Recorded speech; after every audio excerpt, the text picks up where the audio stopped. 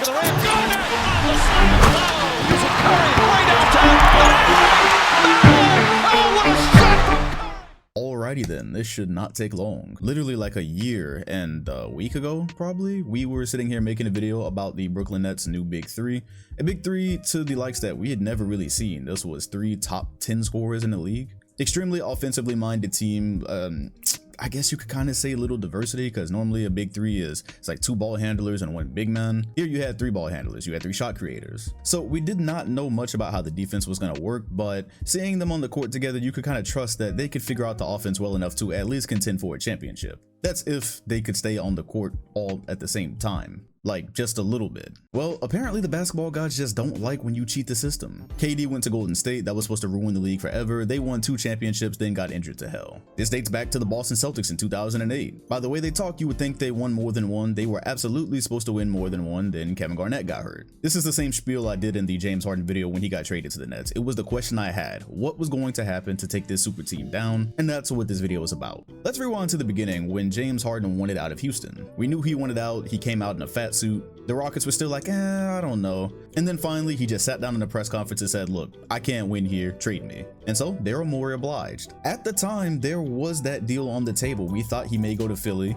There's a lot of confusion about why that didn't happen. Nonetheless, the Nets swooped in because they were like, hey, we have Kyrie Irving, we have Kevin Durant, and we have a lot of nice young and talented assets. The thing about the NBA though is that if you can make a super team, generally you try to make the super team. The opportunity was there. We started talking about it. Before we knew it, James Harden was a Brooklyn Net. The internet lost its collective mind. The internet was also again pissed at Kevin Durant for seemingly playing a part in making another unfair super team. Except the basketball gods said, back up, we got this one. Literally from the time Harden landed there, they would see very little floor time together. They got to debut in Cleveland, which was a loss, and the very next game, Kevin Durant was out. This would set a trend where one of those 3 were always going to be missing at some point in time. So you may not remember it, but last season, this duo only got to play 7 regular season games together. One guy would come back, another one would go out, but this trio was so special that it didn't really deter us from thinking that they could win that very year. Generally, it's not a good thing. We saw that with the 2020 Clippers. If your guys are out, the chemistry is going to be off. It's going to be hard to just get to the playoffs and put a run together. However, when you have 3 guys that can all score 30 or 35 points, and they can just ISO you to death, bend the defense, it kind of breaks a lot of rules. The one that they were getting ready to break, and I'm glad that they didn't, was needing defense to win a championship.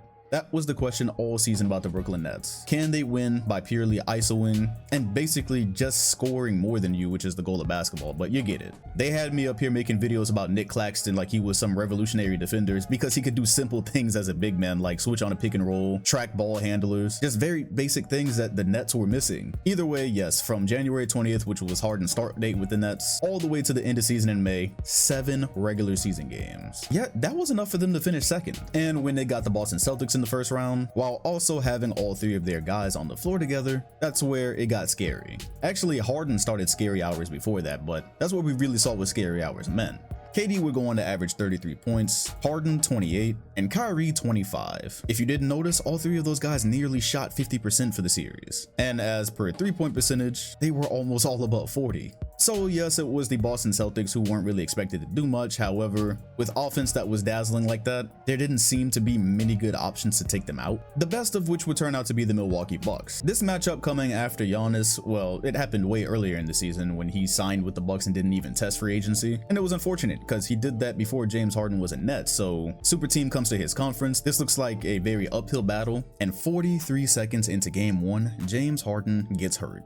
It's a hamstring. So I guess from Chris Paul, those are just contagious. Still behind some solid performances from role players and KD and Kyrie both being able to go off offensively, they walk away with game 1. And then game 2 is just not even a competition. Kyrie and KD once again handle things. So the thought at this point is, okay, the Bucks can't even match them with just 2 of the 3 healthy. If Harden were here, we would need to watch this series. It'd probably be over in 4. The Bucks just very narrowly escape with the game 3 win. Okay, that's acceptable. You're supposed to win at home. And then in game 4, the Kyrie Irving ankle injury. There's a scrum near the basket. Kyrie comes down on Giannis's foot. The ankle rolls sufficiently enough that it looks that Kyrie won't be back really anytime soon. Maybe the NBA Finals. This is midway through the second round. So even if they were to get Harden back and we didn't know what version of Harden they would be getting back, the Nets Big 3 experiment already had a dent in it. There really wasn't going to be a whole lot they could do.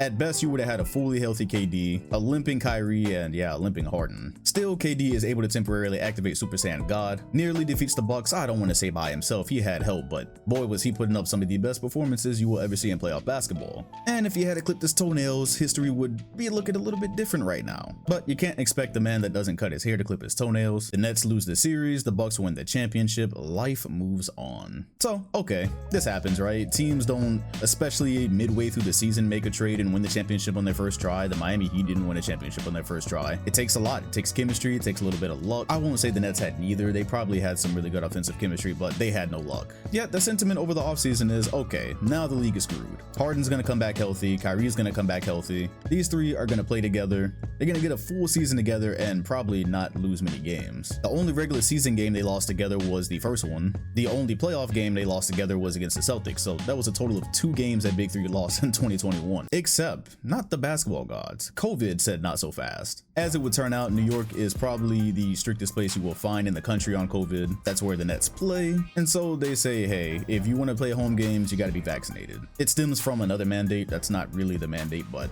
that's how it plays out. And so Harden's like, cool. KD's like, yeah, whatever. And then Kyrie did what Kyrie does. Missing home games would mean that he would only be able to participate in a max of 41 contests. And to start the season, the Nets were like, yeah, that seems kind of impossible. How are we going to have a star point guard who takes as many shots as he does and changes the game plan as much as he does? How are we going to have him just in and out of the lineup all the time? How are we going to be successful? How are we going to build? That was a legitimate question. I think that's one that was more important than we thought it was before it became a real possibility that they were going to sit him out. And so to presumably make Steve Nash's job easier, they said, Kyrie, look, you got to get vaxxed or just don't show up. Kyrie was like, oh, bet. You telling me I don't have to play in NBA games? I do that a lot already anyways. And so with that, the Nets were left in a very, very tough position. Yes, you had Harden. Yes, you had Kevin Durant, but this team, this roster that they had was built for a 3-man super team.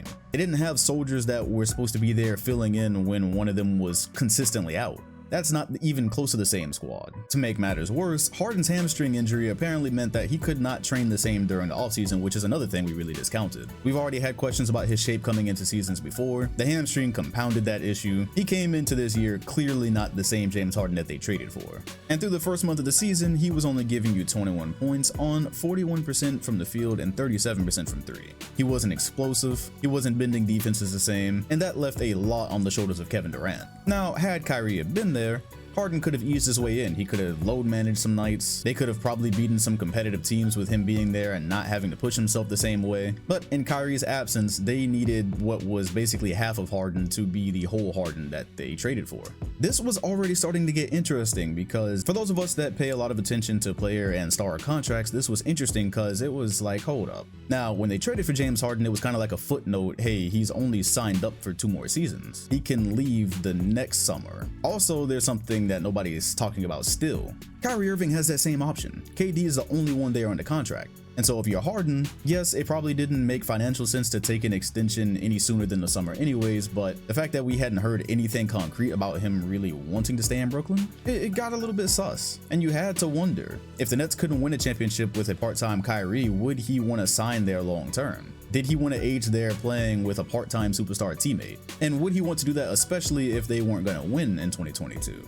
Well, we got our answer to that question really about 2 weeks ago when it leaked that Philly and James Harden were linked. It kind of came out of nowhere, but it was interesting because still to that point, you'd seen flashes of Harden this season. He's improved, but he's still not Houston Harden. Yes, Brooklyn was on the list of teams that he wanted to go to. Why wouldn't they be with the talent that they had? But there were others. Philly was one of those. And don't let me forget to slip a little footnote in there that when he was having a very tough game against Phoenix, his own home crowd booed him. That was a bold move. We get into trade deadline week and we find out, hey, actually, that thing about James Harden wanting to possibly go to Philly over the summer and reconcile with Daryl Morey, timeline is moved up a bit. That actually might be on Thursday.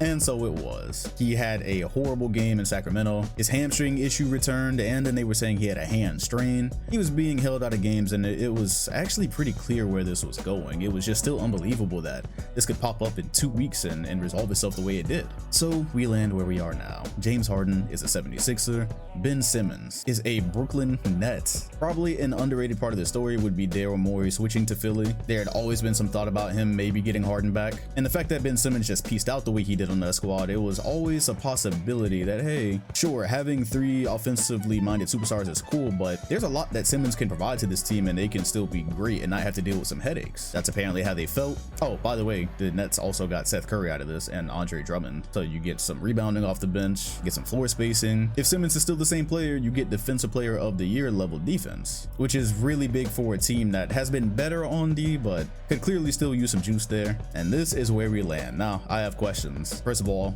we said it earlier, Harden is not Houston Harden yet. He's not back to that form. When I talked about it on the podcast and I thought it was going to happen over the summer, I was saying, okay, well, he can get healthy, a hamstring won't be a problem by then. You put him with Joel Embiid, that's a crazy problem. This version of Harden that's still off and on, I don't know. It is cool you did it without giving up Tyrese Maxey, who's having a great season. That is another ball handler. James and Joel in the pick and roll is going to be crazy. Embiid has improved as an off-ball scorer this year, as a floor general, as a facilitator. So yeah, there are plenty of open looks coming for the rest of the squad as well. And for Brooklyn, it does seem like mask mandates are going away soon, so maybe the vaccine mandate will as well. At which point you might get a full-time Kyrie. With part-time Kyrie, you got Ben Simmons and KD. Interested to see how that works. It should be really good. I think Simmons is going to be playing more of a big man role. I highly doubt they're just going to put him at the top so he can cram up space for everybody else. And especially, yeah, when Kyrie's there, that's definitely not happening. So that's probably how they'll be integrating him from the jump. And this ends with Brooklyn not having got nothing for Harden, so Simmons and KD are locked up for a good bit. Don't know what's happening with Kyrie yet, but when they're all on the floor together, this is still a championship contender. When they're on the floor together. I don't think the basketball gods are going to quite hate this one as much, so let's just see how it goes. How do you think it's going to go for both squads, and who do you think won the trade? Be sure to leave that in the comments below. Also, hit the like button, sub, and hit the bell next to my name if you want notifications every time a new video drops. Appreciate you all watching, and I'll see you on the next one.